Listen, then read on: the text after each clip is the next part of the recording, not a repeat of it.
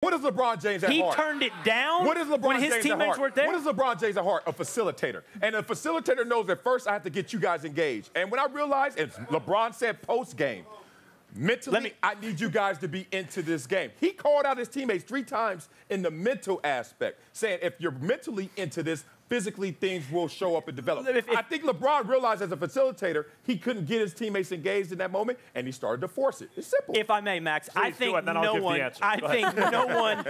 no one deserves more blame for the Cavaliers' performance last night than LeBron James. I mean, he's LeBron James. He's the leader of the team. Right. And by the way, I have not begun to insult him near as much as I think you have this morning.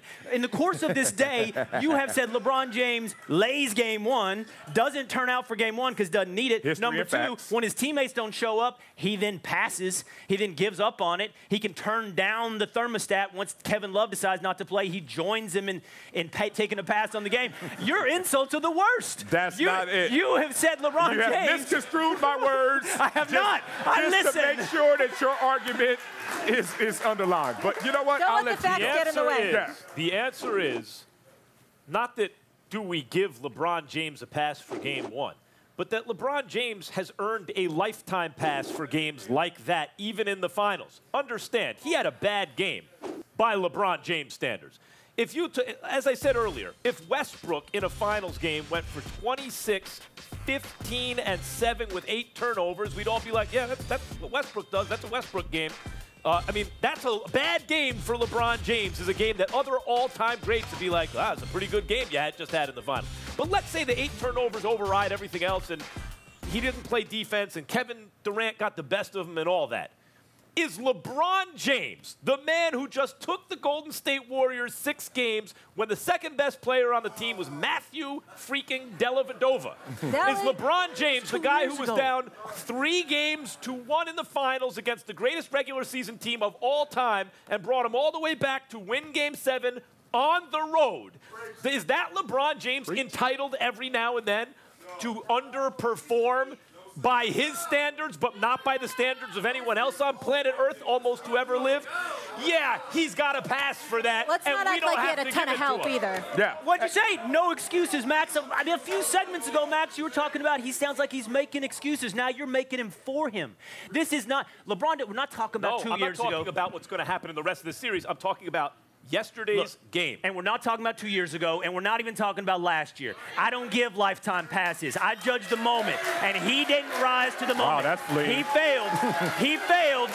He failed on 3 counts. You'd be right if he does this in 3 more games. No, you'd be right. I'm right about last night. He does not get a pass. He failed on 3 counts. We talked about his offensive performance in the second half. By the way, in the first half, it was frenetic. Yeah, he scored, and if you look at a box score, you're like, oh, look, LeBron showed up, got a bunch of rebounds, and scored some points. Oh, and also turned the ball over, and anybody watched realized he was frenetic, turned it down in the second half. You brought up defense. What did I say Clay had? Clay held his opponents to 8%. 8%, right. 8%, right? 8%. You know what LeBron had? Whoever LeBron was guarding, 58%. But we'll see. 58%. You're chasing your tail, 12 on LeBron. Let me take this one real quick.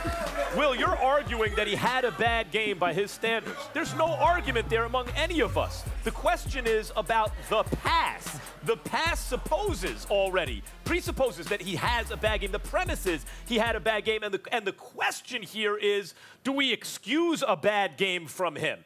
Everyone is going to underperform sometimes. The fact that LeBron got outplayed by his counterpart in one finals game on the road, when he has a history of losing that game 1, does he deserve the benefit of the doubt, essentially, is what we're saying? Yes, he does. And you know why he does? And you do. I think every athlete feels this same issue that LeBron James went through on a greater scale. LeBron James, obviously, in the magnitude. You got to split between decisions and results. Right now, since you don't give out a pass, all you do is chase results. But that's not the process. That's not what you practice. You practice on making better decisions. He made a miscalculation last night, in part because he had no support. So LeBron James, the ultimate facilitator, is looking around saying, where are you guys right now? Put too much on himself, and then that's, you know, he didn't live up to his standards. But those numbers are result-based. Those numbers are things that you're going to say, I'm not giving you a pass for those numbers. But you got to understand, the decisions he made were smart. And now, going forward, his teammates will make better decisions and be more engaged. All right, let's throw the numbers out. Let's forget his offensive performance in the second half. Let's throw the defensive numbers out. I'm not saying this gratuitously. I totally respect the perspective you're coming from an ex-professional athlete who played at one of the highest levels that can be expected of someone. But you were wrong about one thing. I don't respect process. I only respect results. Here's the process that I respect that LeBron failed at. Again, throw out offense, throw out defense, throw out numbers. You know the process that LeBron failed on? This game starts before tip-off. This game starts before what shows up on the court. You want to indict LeBron James last night? Who should be, because lifetime passes are not handed out. You indict him on his leadership. If Kevin Love doesn't show up, that's on LeBron. Wow. If J.R. Smith doesn't show up, that's on LeBron. We're not grown If the entire team doesn't show up, that's on the leader of the team. But leadership is not about you, it's about others. So Durant and Steph are not leaders because Clay can't show up right now, huh? So you're going to put that on them too?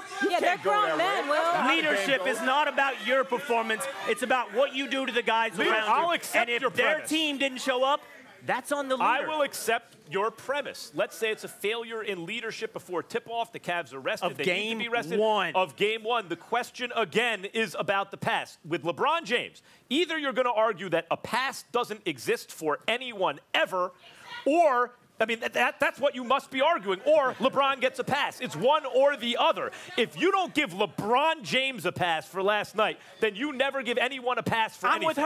I'm with her. No lifetime passes. In a seven-game anybody. series, in a seven-game series, you better give out a pass. All right, let's move on. There's no such thing as a pass then. Why ask the question? That should be the question. Is there ever a thing called a pass?